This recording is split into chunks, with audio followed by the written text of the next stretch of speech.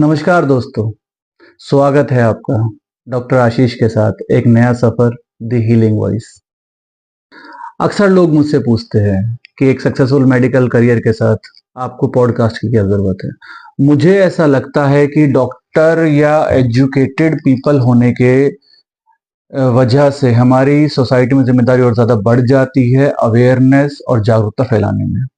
और ये एक ऐसा प्लेटफॉर्म होगा जहां पर मैं आपको अपनी मन की बातें, आपको फैक्ट्स और मिथ में फर्क करना, ठीक है, वो मैं शायद आपको बेहतर तरीके से बता पाऊंगा। इस शो में हम हर बार एक नए गेस्ट को बुलाया करेंगे।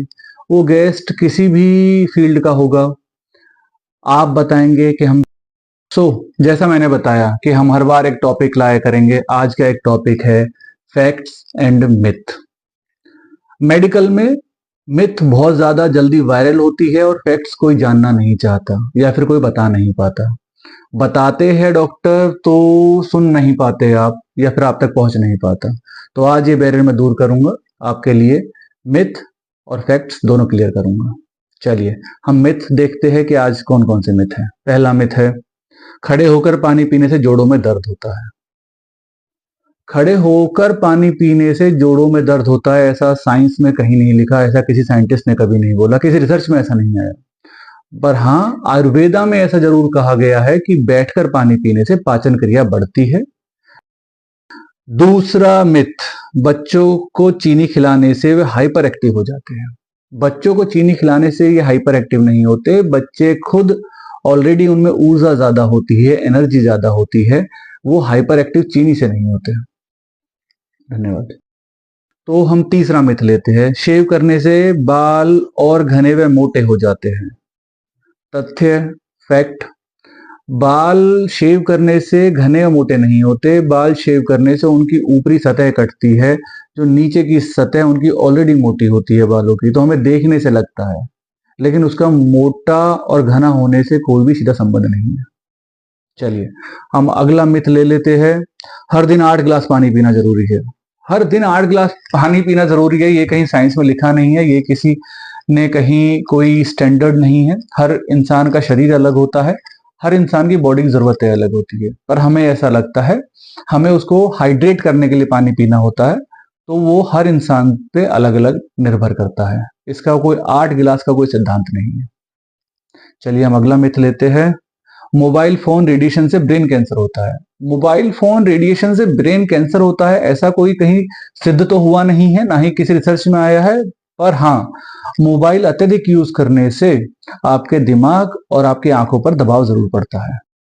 चलिए हम अगला मिथ ले लेते हैं, वैक्सीन से ऑटिज्म हो सकता है। वैक्सीन से ऑटिज्म हो सकता है, यह एक फर्जी रिसर्च की वजह से ये न्यूज वायरल हुई, लेकिन उसके बाद इसको कई साइंटिस्टों ने, कई रिसर्चर्स ने इसको डिनाई किया है। आज की डेट में ऐसा कहीं भी नहीं है कि वैक्सीन से ऑटिज्म हो सकता है, इसका कोई डायरेक्टली लिंक नहीं है। चलिए हम अगला मिथ लेते हैं, उंगलियां चटकाने से गठिया होता है। फैक्ट, या उंगलियां चटकाने से गठिया नहीं होता, ना ही हो सकता है, पर हाँ, ज्यादा उंगलियां चटकाने से आपकी मांसपेशियां खिंच सकती है या फिर उन पर दबाव पड़ सकता है। चलिए अगला हम मिथ ले लेते हैं, एंटीबायोटिक्स वायरस का इलाज कर सकते हैं। जी नहीं, एंटीबायोटिक्स सिर्फ बैक्टीरियल इन्फेक्शन का इलाज कर सकती है, वायरल इन्फेक्शन में इसका कुछ भी रोल नहीं होता है। वायरल अलग है और बैक्टीरियल इन्फेक्शंस अलग होते हैं, तो antibiotics is only for bacterial infections. इससे बस एक, अगर हम ज्यादा एंटीबायोटिक खाते हैं तो एंटीबायोटिक रेजिस्टेंस होने का डर और होता है, जो हमारे शरीर के लिए अच्छा नहीं होता। चलिए हम एक और ले लेते हैं, मसालेदार खाना खाने से अल्सर हो सकता है। जी नहीं, मसालादार खाना खाने से अल्सर नहीं हो सकता, लेकिन अगर अल्सर ऑलरेडी हो रहा है किसी भी कारणवश, उसके ऊपर हम अगर मसालेदार खाना खाते हैं तो उसमें चुभन जरूर कर सकता है। चलिए हम अगला ले लेते हैं, कोविड वैक्सीन से इनफर्टिलिटी हो सकती है। कोविड वैक्सीन से इनफर्टिलिटी हो सकती है, ये एक ऐसी अफवाह थी जो कोविड टाइम पे फैलाई गई थी या खुद से फैल गई थी। इसका इनफर्टिलिटी से कोई लिंक नहीं है और ऐसा कहीं भी कोई प्रूव नहीं है, और ना ही ऐसा होता है जितना हम सबको पता है। अगला हम लेते हैं, खाना खाने के तुरंत बाद तैराकी करना खतरनाक है। खाना खाने के बाद तुरंत बाद तैराकी करना खतरनाक नहीं है, ऐसा कोई खतरा नहीं पैदा होता। पर हाँ, अधिक खाना खा लेने से हमें शरीर में सुस्ती जरूर आती है। अगला हम मिथक लेते हैं, मरने के बाद बाल और नाखून बढ़ते रहते हैं। मरने के बाद बाल और नाखून नहीं बढ़ते हैं। हाँ, हमारी त्वचा सिकुड़ जाती है जिससे हमें अपने बाल और नाखून बढ़े हुए लगते हैं। चलिए हम अगला मिथ लेते हैं, ठंडे मौसम से कोल्ड होता है। ठंडे मौसम से कोल्ड नहीं होता है। कोल्ड एक वायरल इन्फेक्शन है जो कि वायरस से होता है। पर हाँ, सर्दियों में हम घर के अंदर रहते हैं, ज्यादातर बाहर नहीं जाते हैं, जिसकी वजह से वो इन्फेक्शन बढ़ने के और फैलने के चांसेस ज्यादा रहते हैं। हम अगला मिथ लेते हैं, इंसान अपने दिमाग का केवल 10% इस्तेमाल करता है। ये एक ऐसा मिथ है जो हमने भी स्कूल समय से सुनते आ रहे थे। ऐसा नहीं है, हम अपने पूरे ही दिमाग का इस्तेमाल होता है। इनफैक्ट जब हम सो रहे होते हैं तो भी हमारा दिमाग एक्टिव होता है और चल रहा होता है। चलिए हम अगला मिथ लेते हैं, गाजर खाने से रात में दिखाई देना बेहतर होता है। गाजर में विटामिन ए होता है और जो हमारी आंखों के लिए अच्छा होता है, रोशनी के लिए अच्छा होता है, लेकिन इसका रात में कोई सुपर नेचुरल पावर नहीं दे देगा वो। ठीक है, वो बेहतर होता जरूर है, लेकिन ऐसा रात में वो स्पेशल कोई एक्टिव होता है, ऐसा कोई लॉजिक नहीं है। चलिए हम अगला मिथ लेते हैं, च्युइंगम निगलने पर यह 7 साल तक पेट में रहता है। अक्सर बच्चों में ये मिथ बना रहता है, लेकिन ऐसा है नहीं। हाँ, च्युइंगम डाइजेस्ट नहीं होता है, लेकिन वो हमारे डाइजेस्टिव प्रोसेस से होता हुआ बाहर निकल जाता है, हमारे बॉडी में नहीं रहता है।